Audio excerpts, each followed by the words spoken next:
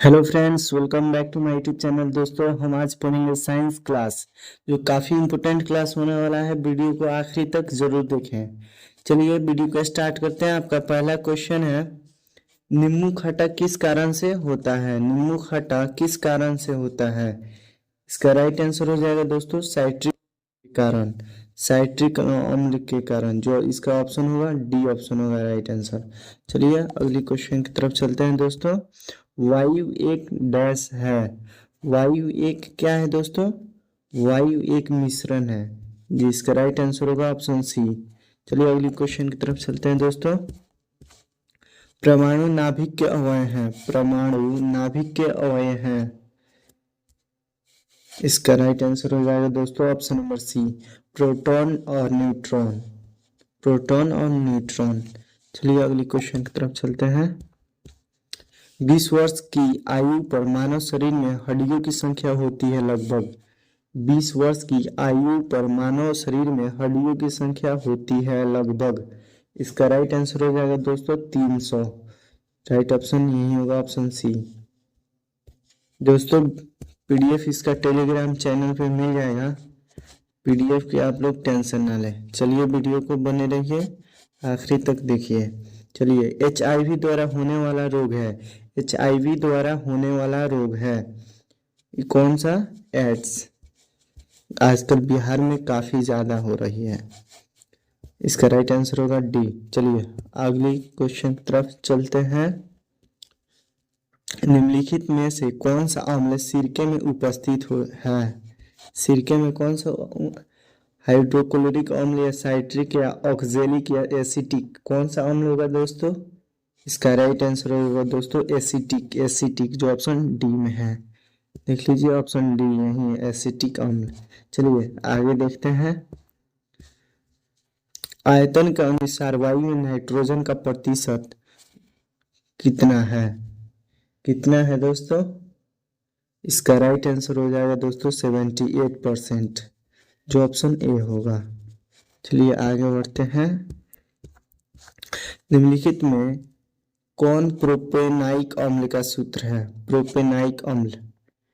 इसका right answer हो जाएगा दोस्तों ये होगा ऑप्शन क्वेश्चन बी।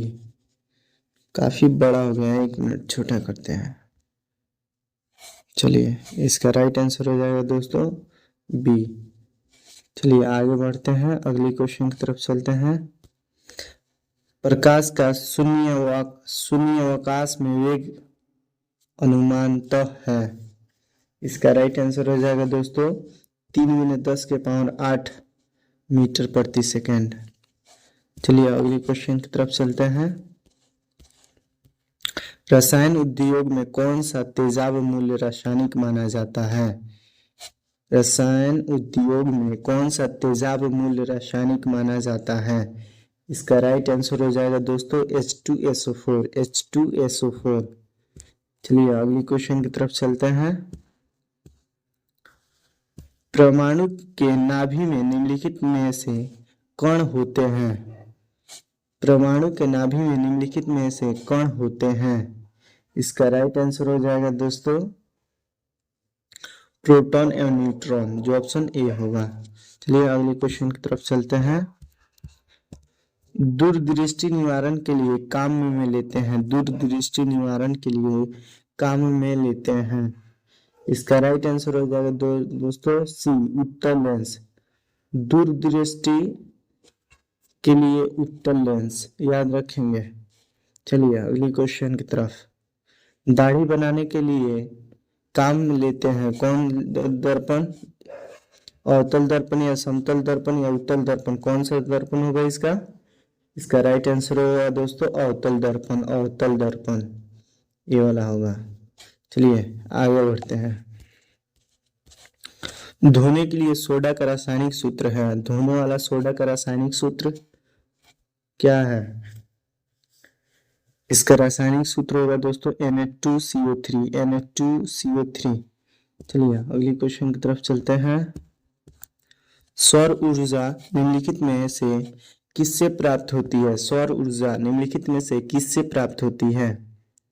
इसका राइट आंसर हो जाएगा दोस्तों सूर्य, सन जिसको इंग्लिश में बोलते हैं। चलिए अगली क्वेश्चन की तरफ चलते हैं। क्या कह रहा है? ठोस कपूर से कपूर वाष्प, ठोस कपूर से कपूर वाष्प बनाने की प्रक्रिया को कहते हैं। इसका राइट आंसर हो जाएगा दोस्तों ऊर्ध्वपातन, ऊर्ध्वपातन, ऑप्शन डी। चलिए अगली क्वेश्चन की तरफ चलते हैं। पौधे व पेड़ का खाना तैयार करने की प्रक्रिया कहलाती है। पौधे व पेड़ का खाना तैयार करने की प्रक्रिया कहलाती है। इसका राइट आंसर हो जाएगा दोस्तों फोटोसिंथेसिस, फोटोसिंथेसिस। चलिए आगे बढ़ते हैं। निम्नलिखित में से किसकी कमी से मनुष्य में मधुमेह होता है? निम्नलिखित में से किसकी कमी से मनुष्य में मधुमेह होता है? इसका राइट आंसर हो जाएगा दोस्तों इंसुलिन। चलिए अगले क्वेश्चन की तरफ चलते हैं। विटामिन जो खट्टे फलों यानी खट्टे फल साइट्रस में पाया जाता है तथा चर्म को स्वस्थ रखने के लिए जरूरी होता है, यानी चर्म को स्वस्थ रखने के लिए कौन सा विटामिन जरूरी होता है? इसका राइट आंसर हो जाएगा विटामिन सी, विटामिन सी। समझ में आ रहा है ना? चलिए मनुष्य शरीर में खून के शुद्धिकरण यानी प्यूरिफिकेशन की प्रक्रिया को कहते हैं। क्या कहते हैं? इसको कहते हैं डायलिसिस, डायलिसिस जो ऑप्शन ए में है, डायलिसिस। चलिए अगली क्वेश्चन। टेलीस्कोप की खोज किस वैज्ञानिक ने की थी? टेलीस्कोप की खोज किस वैज्ञानिक ने की थी? इनका नाम क्या था? गैलीलियो, काफी फेमस साइंटिस्ट गैलीलियो ने टेलीस्कोप की खोज की थी। चलिए अगली क्वेश्चन। निषेचन की क्रिया कहाँ पर होती है? गर्भाशय में, अंडावाहिनी में, ग्रंथि में या योनि निमार्ग में? इसका राइट आंसर हो जाएगा दोस्तों अंडवाहिनी, अंडवाहिनी इसमें होगा। चलिए इसमें अगली क्वेश्चन। कच्चे फलों को कृत्रिम रूप से पकाने के लिए प्रयोग में लाई जाने वाली गैस का नाम है। कच्चे फल को कृत्रिम रूप से पकाने के लिए प्रयोग में लाई जाने वाली गैस का नाम है इथिलीन, इथिलीन। क्या नाम है? इथिलीन। चलिए आगे बढ़ते हैं।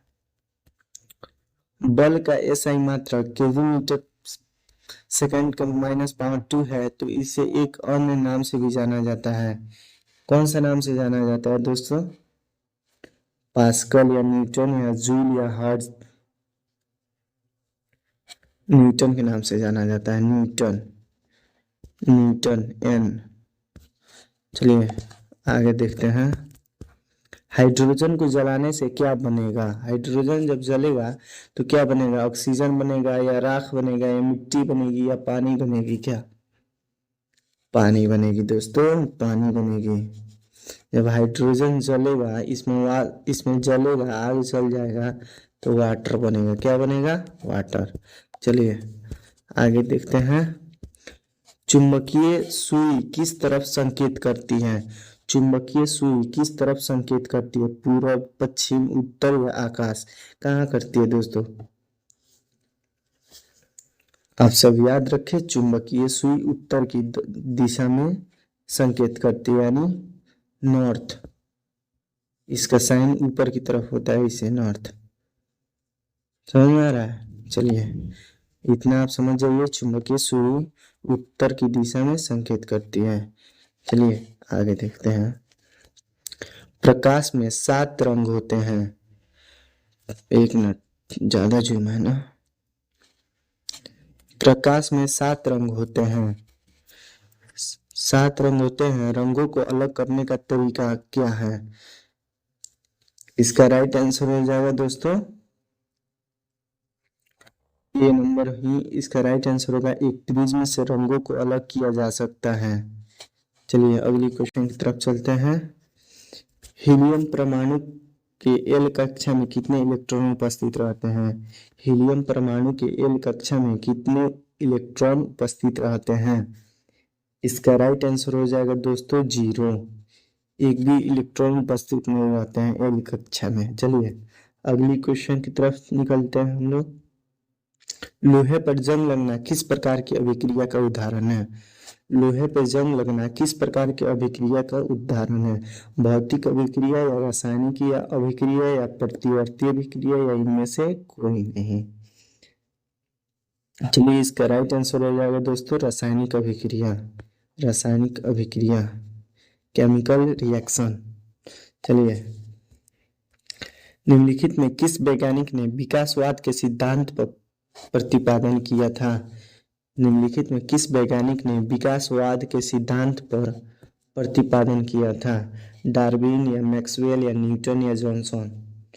इसका राइट आंसर हो जाएगा दोस्तों डार्विन। डार्विन जो ऑप्शन ए में है, ऑप्शन ए। चलिए अगले क्वेश्चन की तरफ चलते हैं। चींटी के डंक में कौन सा अम्ल पाया जाता है? चींटी के डंक में कौन सा अम्ल पाया जाता है? सिट्रिक अम्ल, एसिटिक अम्ल या मेथनोइक अम्ल या लैक्टिक अम्ल? इसका राइट आंसर हो जाएगा दोस्तों ऑप्शन सी, मेथनोइक अम्ल। चलिए मिलते हैं दोस्तों इसके अगली पार्ट में। यहाँ से आगे भी क्वेश्चन है, आप सब अगली वीडियो का इंतजार करें। हो सकेगा हमने कल वीडियो डाल दें अगली वीडियो, तो आप सब टेंशन नहीं लें। इसके अगले पार्ट भी मिलेगा आपको, बहुत अच्छा क्वेश्चन है और आपका डीएलएड 2025 के लिए काफ़ी बेहद खतरनाक क्वेश्चन है। आप सब अगली वीडियो का इंतजार करें, वीडियो काफ़ी मज़ा आएगा। और दोस्तों हाँ, वीडियो अच्छी लगी है तो वीडियो को लाइक करें और चैनल को सब्सक्राइब करें। Thank you.